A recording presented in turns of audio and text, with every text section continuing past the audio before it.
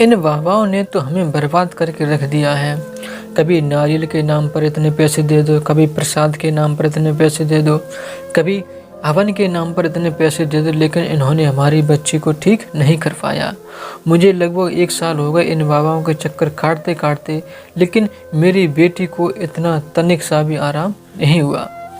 नमस्कार दोस्तों, हमें उम्मीद है कि आप सब लोग अच्छे से होंगे और घर पे आपके माता पिता भी अच्छे से होंगे। दोस्तों, आज की ये जो कहानी है हमें प्रकाश शर्मा ने भेजी है फेसबुक पर। उन्होंने हमें फेसबुक पर कांटेक्ट किया था क्योंकि हमारा जो पहले वाला चैनल था वो तो यूट्यूब ने डिलीट कर दिया है, तो ये नया चैनल है। दोस्तों, आपकी भी यदि कोई अपीति है तो हमें फेसबुक पर संपर्क कर सकते हैं या फिर हमें कमेंट बॉक्स में आप बता सकते हैं। चलिए आपको ये कहानी बताते हैं। दरअसल ये कहानी जो है ना प्रकाश शर्मा की है और ये दिल्ली के रहने वाले हैं। दोस्तों, बात है 2019 की, जब प्रकाश शर्मा अपने पूरे परिवार के साथ दिल्ली में एक रेस्टोरेंट है वहाँ पर खाना खा कर के वापस एक ऑटो से आ रहे थे। रात के तकरीबन 11 बज गए थे। तो थोड़ी देर बाद ऑटो वाला एक शमशान घाट के पास अपने ऑटो को रोक लेता है और वहाँ पर वह टॉयलेट करने के लिए चला जाता है। जब थोड़ी देर बाद जब वह वापस आता है और ऑटो को स्टार्ट करता है, लेकिन उसका वो ऑटो है स्टार्ट नहीं होता है। बहुत कोशिश की चालू करने की, लेकिन चालू नहीं हुआ। उसे धक्का भी लगाया लेकिन कुछ फ़ायदा नहीं हुआ। तो फिर प्रकाश शर्मा और उनका पूरा परिवार ऑटो से बाहर निकल के खड़ा हो जाता है और दूसरा ऑटो का इंतज़ार करने लग जाते हैं। तो उतने में ही उनकी जो छोटी बेटी थी तान्या, जो लगभग 7 साल की थी, वह एकदम जाती है और टॉयलेट करने के लिए दूर जाकर के बैठ जाती है। मूर्छित होकर के वहीं पर गिर पड़ती है। जब तान्या की माँ ने तान्या को देखा कि उसकी बेटी गिर पड़ी है तो वह दौड़ कर जाती है और अपनी लड़की को उठाया और कहा कि देखो हमारी लड़की को क्या हो गया, ये तो यहाँ पर गिर पड़ी है।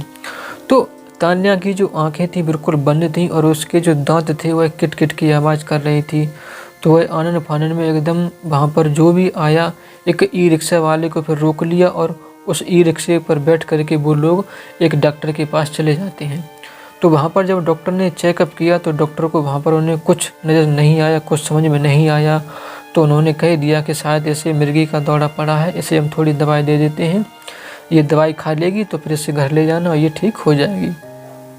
तो फिर दवा लेकर के वे सभी लोग घर पे आ जाते हैं। तो 7 दिनों बाद फिर से उसकी तबीयत खराब हो जाती है और वह एकदम फिर से दांत मिसमिसाने लगी है और आंखों से इधर उधर देखने लगती है। चिल्लाने लगती है कि मैं मरघट का मसान हूँ, मैं इस लड़की को जिंदा नहीं छोड़ूंगा, इसने मेरे स्थान को गंदा किया है, मैं इसे अपने साथ ले जाऊंगा, मैं इसे मरघट में दफन कर दूंगा, मैं इसे जिंदा नहीं छोड़ूंगा। ऐसी तमाम बातें वह लड़की करने लगती है। तो उसके माँ बाप एकदम घबरा जाते हैं कि ये क्या हो गया, कहीं इसके ऊपर भूत प्रेत तो नहीं आ गया, लगता है इसके ऊपर सच में भूत प्रेत आ गया है। तो फिर वह लड़की थोड़ी देर बाद शांत हो जाती है। जब लड़की शांत हो जाती है तो वे पास में ही एक पीर बाबा रहते हैं, तो वहाँ पर अपनी लड़की को ले जाते हैं और सारी बात बताते हैं। तो फिर उस पीर बाबा ने उस लड़की को बहुत खिलाने की कोशिश की, बहुत तंत्र मंत्र किए, झाड़ फूँक किया, लेकिन लड़की के ऊपर मसान नहीं आया। तो फिर उस तांत्रिक ने कहा कि जब इसके ऊपर मसान आए तो मुझे बुला लेना या फिर अपनी लड़की को यहीं पर ले आना, अभी आप इसे ले जाओ, ये बिल्कुल ठीक है अभी। तो फिर तान्या को लेकर के वे घर पे आ जाते हैं। लगभग 10 दिनों बाद फिर से उसकी तबीयत खराब हो जाती है और चिल्लाने लगती है, वही जो पहले चिल्ला रही थी कि मैं मरघट का मसान हूँ, मैं इसे जिंदा नहीं छोड़ूंगा। तो फिर वे तुरंत उस लड़की को उस बाबा के पास ले जाते हैं। तो उस बाबा ने बहुत कोशिश की, बहुत उसके ऊपर मंत्र मारे, झाड़ फूँक किए, लेकिन उस मसान को शांत नहीं कर पाए। उल्टा वह मसान उस बाबा को डांटने लगा और चिल्लाने लगा कि बाबा तू शांत हो जा, तुझसे कुछ नहीं होगा, अगर ज़्यादा करेगा तो तुझे भी इस लड़की के साथ साथ ले जाऊंगा, बेहतर होगा कि तू चुपचाप यहीं पर बैठ जा। तो फिर उस बाबा ने कहा कि आप अपनी लड़की को किसी अच्छे तांत्रिक के पास ले जाओ जो अच्छा जानकार हो, खूब जानकार हो, वहीं पर ठीक हो पाएगी। इस लड़की को कोई छोटा पूरा तांत्रिक ठीक नहीं कर पाएगा। तो फिर प्रकाश शर्मा अपने पास के जितने तांत्रिक थे उन सभी के पास ले गए और बीच बीच में डॉक्टरों के पास भी ले जाते हैं और लगभग 7 महीने बीत जाते हैं और इन 7 महीनों में लड़की को कोई आराम नहीं मिला। वह बहुत कमज़ोर पड़ती चली जा रही थी, दिन पर दिन उसका शरीर बिल्कुल काला होता चला जा रहा था। वह बहुत घबराने लगे कि अब लड़की को कहाँ दिखाएं, पता नहीं किसको दिखाएं, समझ में नहीं आ रहा। मैंने बहुत से तांत्रिकों को भी दिखा दिया, अच्छे से अच्छे तांत्रिक को दिखाया और अपना पैसा भी बहुत बर्बाद कर दिया। तांत्रिक कहते थे कि इस पूजा के लिए हमें 1000 रुपये चाहिए। तांत्रिक कहते थे कि हवन के लिए हमें 2000 रुपये चाहिए, कपड़े के लिए 5000 रुपये चाहिए और अगरबत्ती के लिए पैसे चाहिए, पता नहीं किस किस के लिए पैसे चाहिए थे। और हमने उन पैसों को दिया, लेकिन फिर भी मेरी बेटी को इन तांत्रिकों ने ठीक नहीं कर पाया।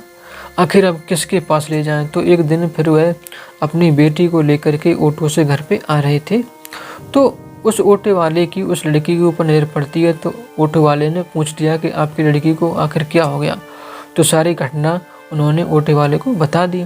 तो फिर उस ऑटो वाले ने कहा कि आप अपनी लड़की को कहीं मत ले जाओ, मेरी बात मानो, एक बार प्रभु के सत्य के साथ में ले जाओ। आपकी लड़की वहाँ अगर ठीक न हो जाए तो मुझे कहना, मेरा ये नंबर ले जाओ। तो फिर प्रकाश शर्मा को कुछ विश्वास हुआ कि शायद ये जो ऑटो वाला है शायद सही कह रहा है, क्योंकि इतने दावे से वही व्यक्ति कह सकता है जिसके ऊपर कोई घटना घटी हो और वह ठीक हो गई हो।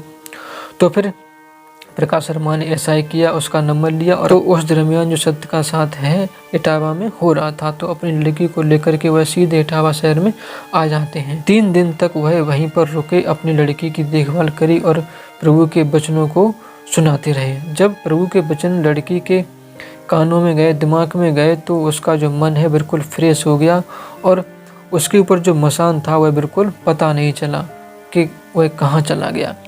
तो फिर 3 दिन बाद वह घर आ जाते हैं और लगभग 1 महीने घर पर रुकने के बाद वह फिर से सत्य के साथ में जाते हैं। जो 1 महीने सत्य के साथ नहीं गए थे, घर पर रुके थे, तो इस दरमियान भी उनकी लड़की को कोई दिक्कत नहीं आई, कोई समस्या नहीं आई, बिल्कुल अच्छे से घर पे रही। वह लगातार सत्य के साथ में जाते रहे। आज उन्हें 3 साल हो गए सत्य के साथ में जाते हुए। तो फिर उस लड़की के ऊपर एक बार भी मसान नहीं आया, पता नहीं कहाँ गायब हो गया। तो ऐसी कृपा हुई उस लड़की के ऊपर प्रभु की। तो दोस्तों, हमें उम्मीद है कि आपको ये कहानी पसंद आई होगी। यदि आपको कहानी पसंद आई हो तो प्लीज़ वीडियो को लाइक करें, चैनल को सब्सक्राइब करें और हाँ, अपने दोस्तों को शेयर ज़रूर करें। दोस्तों, जो पुराना चैनल था वो तो पता नहीं किसी ने डिलीट करवा दिया है 3 स्टार दे करके। तो प्लीज़ मैं आपसे रिक्वेस्ट करूँगा कि आप ये वाला चैनल सब्सक्राइब करें, जिससे जो मैं कहानियाँ लाता हूँ उन कहानियों को मैं अच्छी तरीके से आपको प्रेजेंट कर सकूँ और मुझे भी थोड़ा हौसला मिले। तो दोस्तों, बस यही रिक्वेस्ट है आपसे। धन्यवाद।